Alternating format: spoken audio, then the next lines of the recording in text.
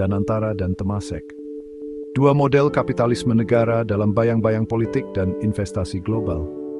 Ada sebuah ironi dalam sejarah ekonomi Indonesia. Sejak reformasi, wacana tentang peran negara dalam ekonomi selalu berada dalam pusaran perdebatan ideologis yang seolah tak berujung. Liberalisasi ekonomi dianggap sebagai jawaban bagi stagnasi birokrasi, sementara nasionalisme ekonomi kerap dijadikan tameng bagi agenda politik tertentu. Namun, di tengah tarik-menarik kepentingan ini, satu hal tetap tak terbantahkan, bahwa negara butuh instrumen yang efektif untuk mengelola aset strategisnya. Danantara Indonesia lahir sebagai badan pengelola investasi negara dengan mandat mengoptimalkan aset BUMN. Modelnya mengingatkan pada Temasek Holdings, perusahaan investasi milik Singapura yang sejak 1974 telah memainkan peran kunci dalam membentuk ekonomi negara kota itu menjadi raksasa finansial Asia. Namun, apakah model ini benar-benar bisa direplikasi? Seberapa jauh Danantara bisa meniru jejak Temasek, atau justru jatuh dalam perangkap yang akan menghambat lembaga-lembaga investasi negara di Indonesia? Pertanyaan mendasarnya adalah, bagaimana struktur kepemilikan Danantara? Apakah negara sebagai operator atau sebagai investor? Danantara sejak awal dirancang sebagai kendaraan negara untuk mengonsolidasikan kepemilikan atas BUMN strategis. Kendalinya tetap berada di tangan pemerintah, dengan pengawasan langsung dari Presiden dan kementerian terkait. Undang-undang yang melandasi pembentukannya memberi negara kontrol penuh atas badan ini, termasuk dalam menentukan arah kebijakan dan strategi investasinya. Danantara berbeda dengan Indonesia Investment Authority atau INA, lembaga pengelola investasi pemerintah yang sebelumnya sudah ada. INA berorientasi menarik modal asing, sementara Danantara bertindak lebih sebagai pemegang kendali utama atas aset strategis negara. Skala aset yang dikelola Danantara jauh lebih besar. Danantara menaungi beberapa BUMN terbesar di Indonesia, termasuk Bank Mandiri, BRI, BNI, Pertamina, PLN, Telkom, dan Min ID. Total asetnya diperkirakan mencapai 17 triliun rupiah, menjadikannya salah satu lembaga investasi terbesar di Asia Tenggara. Ini adalah angka yang menjanjikan, tetapi sekaligus menciptakan risiko besar bila tata kelolanya tidak dikelola dengan baik. Sebagai perbandingan, Sovereign Wealth Fund seperti Abu Dhabi Investment Authority atau ADIA dan Norwegian Wealth Fund memiliki strategi yang jauh lebih independen dan berorientasi global. ADIA misalnya dikelola dengan prinsip alokasi aset yang sangat terdiversifikasi, meminimalisasi intervensi politik, dan fokus pada hasil jangka panjang. Sementara Norwegian Wealth Fund dikenal karena transparansinya dengan kebijakan investasi yang berbasis keberlanjutan. Jika Danantara ingin mencapai skala global, pelajaran dari kedua model ini bisa menjadi referensi penting. Pertanyaan berikutnya adalah bagaimana kemungkinan pilihan strategi investasi Danantara? Adakah dilema antara nasionalisme dan ekspansi global?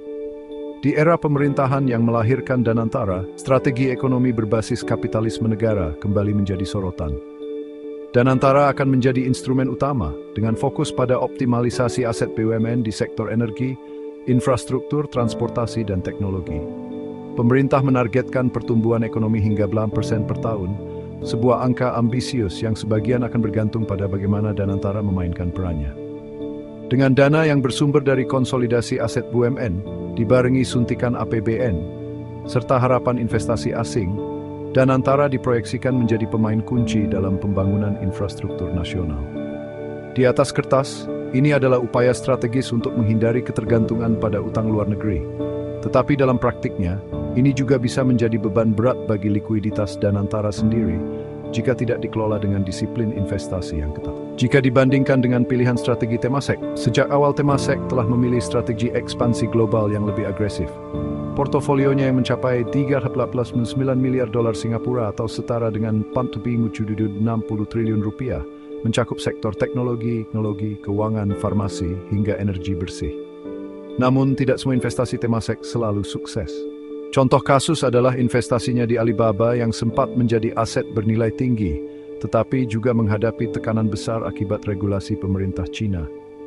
Selain itu, Temasek juga pernah mengalami kerugian besar dalam investasi di maskapai Virgin Australia yang akhirnya bangkrut di tengah pandemi COVID-19. Ini menjadi pelajaran bahwa investasi global membawa risiko tinggi yang memerlukan strategi mitigasi yang lebih matang. Pertanyaan penting lainnya adalah, bagaimana sebaiknya tata kelola Danantara? Bagaimana Danantara mengatasi tuntutan profesionalisme dan intervensi politik? Tantangan terbesar Danantara bukan hanya skala aset yang besar, tetapi juga risiko intervensi politik. Sejarah panjang pengelolaan aset negara di Indonesia seringkali dipenuhi dengan konflik kepentingan, salah urus, indikasi korupsi, dan keputusan yang lebih didasarkan pada kepentingan politik daripada logika bisnis. Dengan struktur yang sangat terikat pada pemerintah, Danantara menghadapi risiko yang sama. Temasek, di sisi lain, beroperasi dengan standar tata kelola yang berbeda. Keputusan investasi diambil berdasarkan analisis pasar dan pertimbangan bisnis, bukan atas dasar kebijakan pemerintah. Namun kritik tetap ada. Temasek sering dikritik karena konsentrasi modal yang tinggi di tangan negara dan kurangnya oversight publik terhadap keputusan investasi mereka. Jika Danantara ingin menjadi lebih mandiri, ia harus membangun mekanisme tata kelola yang transparan dan akuntabel, seperti Norwegian Wealth Fund, yang menerapkan keterbukaan penuh dalam pengelolaan aset. Hal lain yang juga membutuhkan jawaban adalah bagaimana kemungkinan dampak ekonomi dan masa depan Danantara. Bagaimana jalan panjang Danantara menuju model Temasek? Jika dikelola dengan baik, Danantara memiliki potensi besar untuk menjadi mesin pertumbuhan ekonomi Indonesia. Namun, ada beberapa skenario yang bisa terjadi. Skenario terbaik adalah Danantara menjadi pemain investasi global dengan tata kelola yang kuat, seperti Norwegian Wealth Fund atau ADIA. Skenario menengah adalah Danantara tetap menjadi pemain domestik yang efisien tanpa ekspansi global yang agresif. Skenario terburuk adalah ia menjadi alat politik yang akhirnya terjebak dalam masalah klasik seperti birokrasi dan mismanagement. Menjadi Temaseknya Indonesia bukanlah sesuatu yang bisa dicapai dalam semalam. Butuh reformasi struktural, disiplin investasi, serta keberanian untuk membiarkan lembaga ini bergerak sesuai dengan logika pasar. Jika tidak, Danantara hanya akan menjadi bagian dari sejarah panjang lembaga investasi negara yang gagal mereformasi dirinya sendiri. Terima kasih.